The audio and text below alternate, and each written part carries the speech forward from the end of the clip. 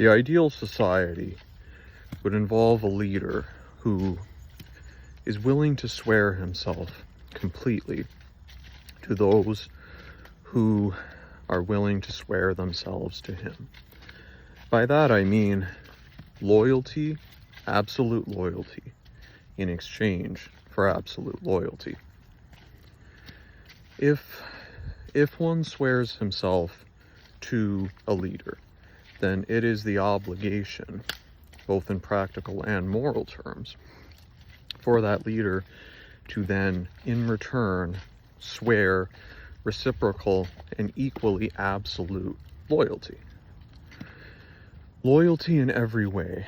Loyalty until death. Loyalty up to the point at which the leader would sacrifice himself for his followers, just as the followers would swear themselves to sacrifice their lives to protect their leader. This is what's lacking from practically all displays of leadership in all functioning societies today. The true and earnest loyalty that would be represented by a system like this. If we had a system like this, in which a leader was as devoted to his followers as the followers are expected to be devoted to their leader, we would avoid so many of the problems that complicate the organization of human society. If we had a system like this, in which the leader was equally devoted to those he leads as they are to him, then we would have a system in which the leader, by definition, would be free from corruption and free from all the selfish and short-sighted decisions that most leaders today do make, unfortunately. Leadership today especially is extremely flawed by a reliance on a democratic system, to be frank. If we rely on a democratic system to guide us, then that is inevitably going to lead to mere demagoguery and manipulation of the herd. It's going to lead to leaders who don't truly have the best interest of their people at heart, because they're merely trying to get the most votes. They're merely trying to become the most popular and appeal to the most people in a superficial way, without really representing anything genuine. But what can be more genuine than leadership, than loyalty? What can be more truly representative of the burden and responsibility of leadership than absolute loyalty? A leader has to be willing to swear absolute loyalty to his followers, just as they are expected to swear absolute loyalty to him. Because today, in most forms of government, those who follow the people, the public, are expected to display a greater amount of loyalty and a greater ethical standard than those who lead them. And that's highly perverse. That's not how it should be. It should be, those in power should be expected to uphold a higher standard. They should be held to a higher standard, because after all, those who have the greatest power should bear the greatest responsibility. They should display the greatest strength of character, because in theory that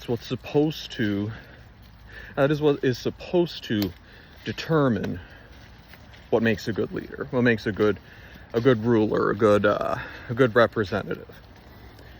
The responsibility that accompanies great power is supposed to be. That's the ideal that everyone claims to represent, everyone in power claims to represent, and everyone who is in a position of having to follow such a leader, such a ruler. Everyone below them in the hierarchy of power, they claim to want an extremely high ethical standard. They claim to want a leader who will exemplify the best of humanity, the greatest strength of character, the greatest innate sense of responsibility. They claim to want someone who embodies these virtues, and I believe most people do want that, but when it comes right down to it, they also allow their leaders to get away with ridiculous lapses in moral judgment and even just sound decision making. The people allow their leaders to be less than what they expect of themselves. People don't hold their leaders to a high enough standard. And because of that, we end up with terribly corrupt leaders. We end up with terribly corrupt forms of government, and we just accept it as a species. We accept it when we shouldn't. We tolerate it because we think that's the way it inevitably must be. Whether or not we think of it in those terms, individual people will make individual excuses that represent their own worldviews, but we all make excuses for why those we choose to lead us, why they make the mistakes that they do, and why they fall short in the ways that they do. We all make so many excuses for them, and it's because we don't want to admit often that those we idolize, those that we choose because we at least in theory believe them to be worthy of leading us, we don't want to admit that those people are not as great as we thought. They're not, we don't want to admit that they are merely the same at best as those who are below them in the hierarchy of power, and we don't want to admit that often they are actually much worse. Often, because the reality of it is that overwhelmingly those drawn to power, or at least those who manage to achieve great power, politicians, those in other positions of great societal power and responsibility, well, that kind of person is rarely an altruist, if ever. In order to seek out that power and to go through all of the trials and all of the sacrifices one must endure to reach that kind of power, well, that rarely, if ever, is a truly noble, great person who gets to that point. There is the old trope, the old cliche, the old belief, often present in stories and fables and moral tales that says that there will be a great leader who comes to power but does not seek it, who has power, something along the lines of a great leader, a great king, however it's phrased, however it's presented, does not seek power. He has power thrust upon him. And that's a very comforting idea. That's what people would like to believe, but the reality of it is I have never encountered in my studies of history any great ruler who could be accurately said to represent that trope. It simply doesn't happen. People don't. The idea of a noble, selfless ruler who simply has power thrust upon him and doesn't seek it out, doesn't make any sacrifices to get that power, doesn't compromise himself in any way to get that power, it has never actually happened. That's always, whenever someone claims that to have been the case, it's always, in reality, just a case of that being propaganda created later, or at the time, but created to reassure this person's followers of his or her righteousness. But it's not true. If someone is drawn to great power, then they are going to be, well, they're going to be power hungry in a way. And I don't mean that, I don't mean that makes them evil or anything like that, or, ill-intentioned. There's nothing inherently wrong with being drawn to power, not at all. All leaders must be drawn to power. They must, that's the point I'm making, is that all leaders must crave power on some level in order to be functional, in order to do a good job of leading. That's just the way it is. And because of this, the issue with this, of course, because that does not mean that someone will not do a good job leading and be an ethical leader, because it's just a necessary ingredient of what makes that person seek out leadership and power in the first place. But the issue with it is that the public forgets this. The public buys into this notion of altruistic leadership that is independent of any desire for power, any desire for personal aggrandizement, for personal self-importance. People ignore that. People pretend that that's not the case, or they genuinely believe the propaganda. But in either case, the result is that they are willing to pretend that their leaders are perfect. They're willing to pretend that those they elect to great power, those they choose to lead them, they believe the lie that these people are flawless and paragons of greatness. And that's rarely, if ever, the case. If anyone has an example of a leader who truly exemplified moral perfection, or truly was an example of someone who didn't seek out power but had power thrust upon him, if anyone has an example of that, please tell me. I don't think there ever was a genuine example of this in real life. I believe it's more of a fictional, sort of mythical construct that, seeks to embody an image of great virtue, which is good in and of itself, but then if it ends up causing harm by convincing people of something that's not true, then perhaps it's not all good. But in any case,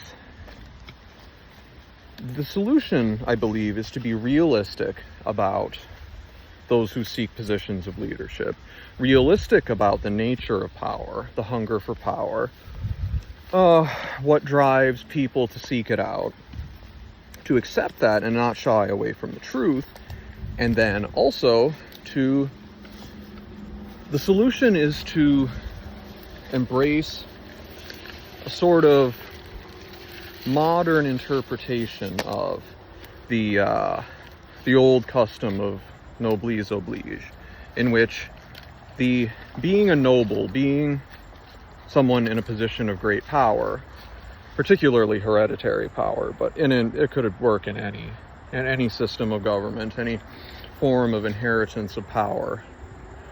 But to embrace a modern interpretation of that and create a system, and this would be my ideal system of government, but in which there is a single absolute ruler, and then those who wish to join with and serve under this ruler swear absolute loyalty to the ruler. They swear absolute loyalty to him, and they swear to serve him unquestioningly up to the point of death. But unlike other systems, because ultimately every system we have today represents just a nicer sounding version of this relationship, isn't it? It's just a more cleaned up, more palatable sort of representation of the same relationship of power, in which we say, oh no, people are, the citizenry are totally free, and the elected representatives they choose to represent them are not their rulers, and they're simply equals who are first among equals, and that kind of thing, which is simply not true and has never been true. That's not a realistic way of looking at human political relationships. I believe honesty and forthrightness is the better path to achieve something worthy. And so in my ideal situation, those who swear themselves loyal to the absolute ruler of a society would then in exchange, the ruler of the society would be obligated and indeed eager to swear the same oath back to those who swear allegiance to him. The same oath of absolute loyalty, of absolute devotion, of a willingness to die in defense of those who swear themselves to him. Essentially, the same relationship would be created. The same relationship would be imposed on the ruler, the leader, he who is in this position of absolute power. He would be obligated by the loyalty of those he commanded to express that same loyalty back at them. The exact same relationship of absolute loyalty, absolute devotion. Indeed, in many ways, the leader would be obligated to an even higher standard. He would have to bear the burden of all power, all responsibility, all obligation in the process of being the leader, in the process of ruling over his people. He would be obligated to forsake all other considerations in service to this role that he has taken upon himself. And in so doing, by having this reciprocal oath of loyalty that goes both ways, that defines very clearly the relationship between ruler and ruled, and establishes a familial sort of loyalty and closeness, and the bonds of family between all members of a society, a great kind of order and peace could be established. It would make the most secure society possible, because wouldn't you rather follow a leader who is sworn to absolute loyalty and devotion to you, who is willing to die for you whenever necessary?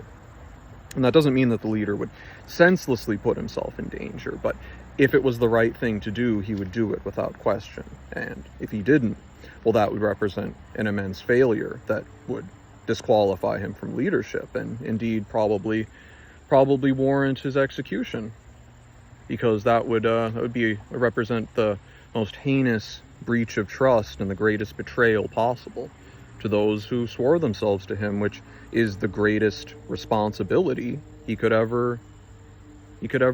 greatest honor he could ever receive, and then the greatest responsibility he could ever possess. If this was made reality, and whether or not this is practical, I don't know. We will see in the future. But whether or not this is practical, this, I believe firmly, is the form of society that would guarantee the greatest social harmony possible. This is what would secure the greatest sort of mutual loyalty and devotion, from all members of a society, regardless of their social status, because everyone would be sworn to everyone else. Everyone would be obligated to the same standard of decency and honor and respect. Everyone would be inspired by this mutual devotion to one another. It would show us all members of the society. It would show us who we really are, and the leader would represent a paragon, which is something that is sorely lacking today. Nowhere on earth today do we have leaders who are paragons. Even in those societies, in which the leader claims to be a holy man, he doesn't really represent the best of humanity. He doesn't really represent anything so much greater than any petty dictator, any common elected president who simply corrupts his society to enrich himself. There's no great man who rules today. It's all just a selfish pursuit of personal enrichment that is purely for the benefit of those who are leaders, who are in a position of rulership. There's no earnest attempt to seek something better, to represent something better. But in my ideal society, I believe that would come to pass. I believe that would be manifest, because there would be no way to avoid it. Anyone who takes on the burden and the honor of leadership would be bound by reciprocal absolute loyalty to those who he is obligated to serve and protect and lead. And indeed, so often today, there is an ambiguity in terms of who is obligated, or who is the leader obligated to serve and protect. Today, there's often so much murkiness in terms of, well, does our nation have an obligation to protect the citizens of other nations simply on humanitarian grounds? Do we have an obligation to feed and clothe the people of other nations? And I am not saying that these are simple black and white issues that are easy to answer, but they ultimately do result in a loss of social cohesion. I think anyone who's being honest would have to admit that no matter how good the intentions, whenever someone begins to look outside of their nation, outside of their people, the people who naturally make up the social unit, the nation, the body politic that they belong to, whenever you begin to look outside that group to an unreasonable extent and consider them just as worthy of the fruits of work and the fruits of sacrifice that your nation has struggled and suffered to gain and enjoy, then it ultimately does weaken, if only in a philosophical sense. It weakens the bonds that hold that society together. It is a unfortunate reality that most people don't want to confront. But in my ideal society, this would not happen, because the rules and the duties that determine who is entitled to the sacrifice of a group, of a nation, of a society, would be very clearly defined. Only those who swore absolute loyalty to a nation, to a society, to a leader, would be in any way, shape, or form entitled to the protection of that group, of that leader. By doing this, they would automatically be entitled to the fruits of this compact, of this society. They would be entitled to the protection of the leader. But all those who do not would not. And it would be a very clear-cut distinction. It would help eliminate the confusion that reigns today in terms of, oh, are all people on earth equally entitled to the fruits of our labor?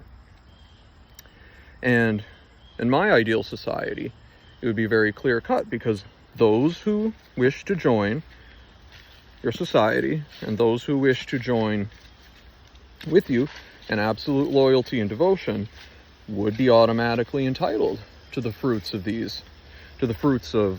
that nation's labor, to the fruits of their efforts, because they would be swearing absolute loyalty and devotion. There would be no murky mixture of loyalties. It would be it would represent a forsaking of all other obligations and all other loyalties in favor of this new loyalty, in favor of this new obligation. There would be no confusion there, and insofar as the leader goes, he would be bound to protect and serve those who swear absolute loyalty and devotion to him. There would be no confusion. It would be very clear cut. And this would help eliminate the uncertainty of who is the leader obliged to represent? Who is the leader obliged to take up arms in defense of or offer aid and comfort to? It would be very clear cut. It would be very simple. It would simply be that all those who are willing to completely and unreservedly swear allegiance to this leader and to his nation, they would be obligated to his protection and his service. And with that, the leader, there would be no confusion. It would eliminate all potential doubt over who is truly worthy of protection and service. There would be no question about it. It would be as simple as possible to make that determination. And this in and of itself would grant such a great clarity that it would allow such a society to become so much more potent and effective than any that live today, that exist today. Because everyone today is in a constant state of confusion. Selfishness and selflessness are these nebulous concepts, and there's no clear distinction between who is truly obligated to do what and who is entitled to what. There's no hard and fast rules, but in my system there would be absolute hard and fast rules. There would be no doubt.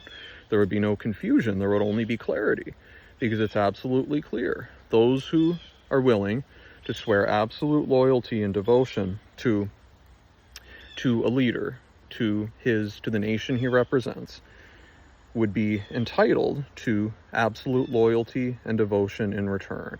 They would be given all the rights and responsibilities that go along with becoming citizens, with becoming members of a society.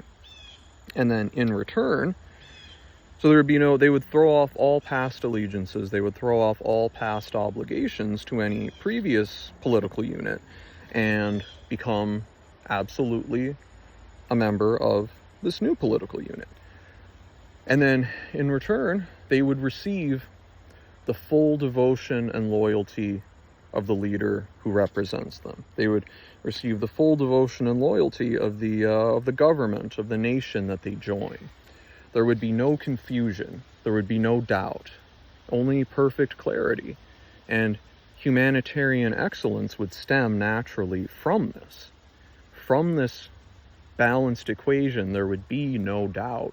There would be no confusion. There would be no need for argument over who deserves resources, who deserves protection, who deserves respect, who deserves loyalty. Because loyalty would be clearly written into these oaths of loyalty, into these into these devotions that we would all make. It would bind us together, and I dare say create the perfect society in the process.